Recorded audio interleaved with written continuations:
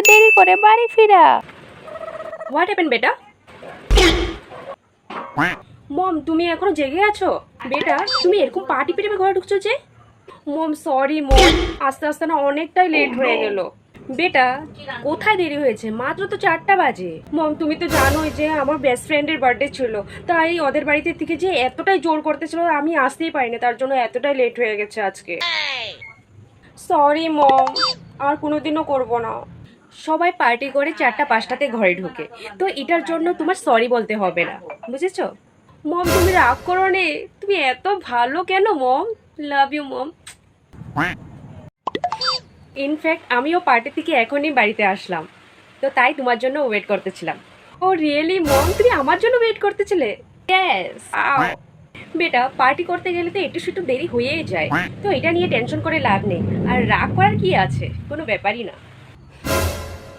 আমি একটা তোমাকে সিক্রেট কথা বলছি, তা আমি যখন তোমার মতন বয়সে ছিলাম না, তখন এরকমভাবে আমি পার্টি শার্টি করে আমি বাড়িতে ফিরতাম।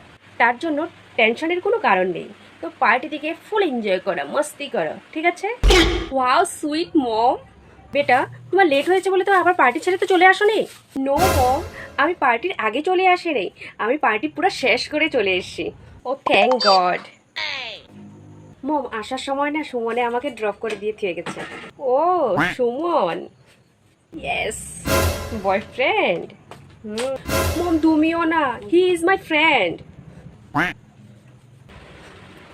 ঠিক আছে বেটা, তুমি পার্টি করে এসে অনেক টায়ার্ড হয়ে গেছো মনে হয়, তার জন্য তুমি রুমে গিয়ে রেস্ট করো। ওকে মম, বাই, গুড নাইট।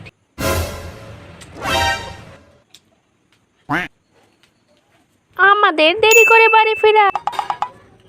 কি রে, কয়টা বাজে? কিছু না বলতে বলতে পা লম্বা হয়ে গেছে নাকি?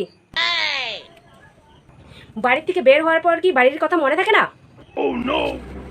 সেই তো কাল ভোরে বের হয়েছিস, এখন মাঝরাতে আসার সময় হয়েছে তোর? মাঝরাত হয়ে গেছে, দেখি তো কয়টা বাজে। মা, মাত্র 7টা বাজে, এটা কি মাঝরাত হয়ে গেছে? 7টা বেজে গেছে, তুই ভাবতে পারছিস কত রাত হয়েছে? মাঝ রাত হয়ে গেছে মনা। 7টা আবার কখন আধা রাত্র হয়ে গেল? থু। মা, তুমি তো জানো শম্পার জন্মদিন বাড়িতে গিয়েছিলাম। এত মাঝরাতে বান্ধবীর জন্মদিনে যাওয়ার কি আছে? দুপুরবেলা যেতে পারিস না? তোকে কিছু না বলতে বলতে তোর খুব পাওয়ার বেড়ে গেছে না মনা?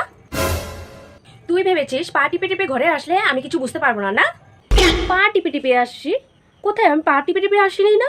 একদম বেশি কথা বলবি না, বলে দিলাম। আমি তো নর্মালি ঘরে ঢুকলাম, কখন আবার পা টিপে টিপে ঘরে ঢুকছি? এই সত্যি করে বল, এত রাতে কোথায় গিয়েছিলি? নিশ্চয় কোনো বয়ফ্রেন্ড সার্ফ্রেন্ডের সঙ্গে ঘুরতে গিয়েছিলি। না না মা, আমি কোনো বয়ফ্রেন্ড সার্ফ্রেন্ডের সঙ্গে ঘুরতে যাইনি। ও দাঁড়া দাঁড়া, পাশের বাড়ি কোনো ছেলের সঙ্গে তুই প্রেম করছিস তাই না? মা, আমি কারোর সঙ্গে কথা বলি না, তুমি জানো তো। একদম মিথ্যা কথা বলবি না, বলে দিলাম মনা। দাঁড়া, আজকে তোর বাবা আসো, মাঝরাতে বাড়ি ফেরা আমি ছুটাচ্ছি। দাঁড়া, তোর খুব পা লম্বা হয়ে গেছে না, এক্ষুনি তোর বাবাকে ফোন করছি। মা, আমার বাবাকে কেন ফোন করার দরকার? হ্যালো, তাড়াতাড়ি বাড়ি এসো, তোমার মেয়ের পাক বেড়ে গেছে, মাঝরাতে বাড়ি ফিরেছে, বুঝলে তো? মাঝরাত কখন হয়ে গেল? মাত্র তো 7টা বাজে। ধুর ব্যাং, ভালো না, বাবা এসে তো আমাকেই মারবে। এর থেকে ভালো তো আমি বাড়িতে বসে পড়তে বসতাম। জন্মদিন বাড়িতে গিয়েই ভুল করেছে।